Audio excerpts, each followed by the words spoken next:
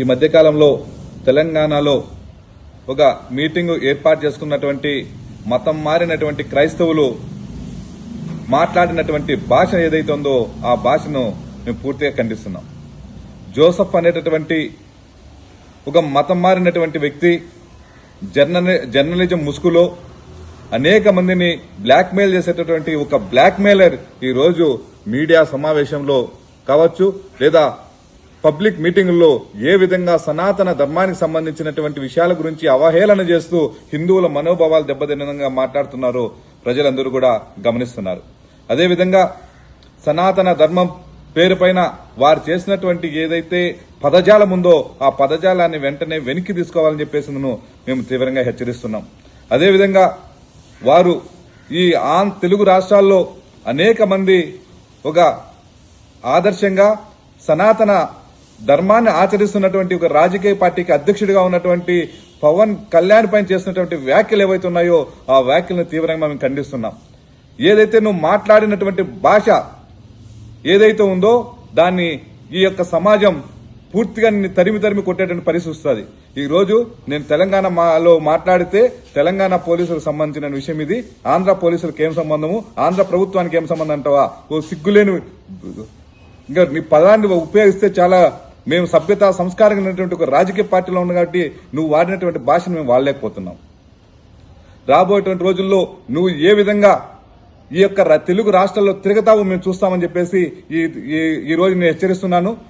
ఏదైతే పోలీసులు చేస్తున్నటువంటి చర్య ఏదైతే ఉందో, అరెస్టులు ఏవైతే ఉన్నాయో, నువ్వు గతంలో చేసినటువంటి ఏవైతే మీడియాను అడ్డం పెట్టుకుని అమ్మాయిలను అడ్డం పెట్టుకుని చేసినటువంటి అన్ని కేసుల్లో కూడా ఈ రోజు ఆంధ్ర ప్రభుత్వం తీవ్రంగా దాన్ని పరిగణలోకి తీసుకునింది.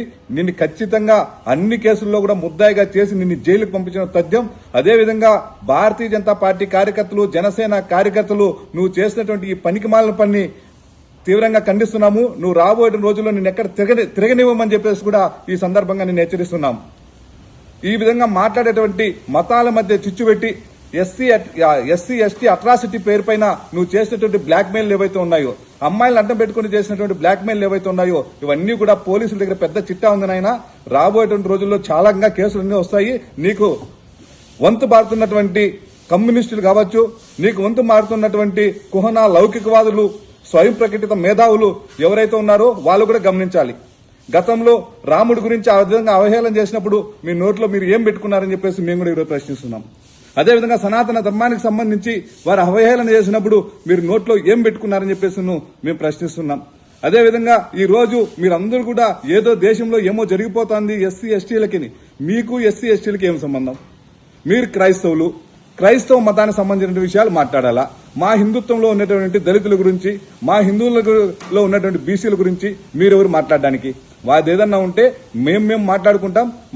మా తప్పులు ఏమైనా ఉంటే మేము సరి చేసుకుంటాం. మా దళితులు, మా బీసీలు మేమందరం కూడా ఈ దేశంలో ఐక్యంగా ఉండడం కోసం ఈ రోజు ప్రభుత్వాలన్నీ కూడా పనిచేస్తున్నాయి. దాంట్లో భాగంగానే ఈ రోజు నిన్ను అరెస్ట్ చేయడం కూడా జరిగింది. ఏదైతే నీ అరెస్టుని ఖండిస్తున్నటువంటి మేధావులు సైతం గతంలో జరిగిన విషయాల్ని కొన్ని మీరు పరిగణలోకి తీసుకుంటే బాగుంటుంది. కొద్దిగా మీ మెదడుకు బుద్ధి చెప్పిందను ఆయన చేసిన తప్పుల్ని మీరు కూడా సమర్థిస్తా ఉంటే మీరు కూడా అదే కోవు చెందిన వాళ్ళుగా మేము భావించాల్సి ఉంటుంది. ఏదైతే జోసెఫ్ నువ్వు మతం మారినటువంటి రావణ్ ప్రశ్న సిగ్గుండద్దు పెట్టుకోవడానికి, ఏదైతే నీదేదో పేరు ఆ పేరుతోనే పలకరించుకో. మళ్ళీ రావణ్ ఎందుకు? రావణ్ అంటే మళ్ళా హిందూ అయ్యా.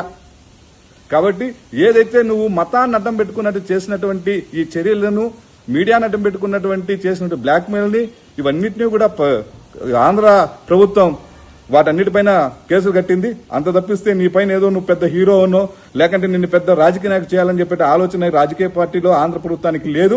రాబోయే రోజుల్లో నీలాంటి వాళ్ళకి చాలా మందికి కూడా హెచ్చరిస్తున్నాం. ఇట్లాంటి పనికిమాల మాట్లాడే వాళ్ళందరికీ కూడా దేహశుద్ధి చేసేదే కాకుండా జైలుకు పంపిస్తామని చెప్పింది కూడా ఈ సందర్భంగా మీ అందరినీ కూడా హెచ్చరిస్తున్నాం. జై హింద్, జై భారత్.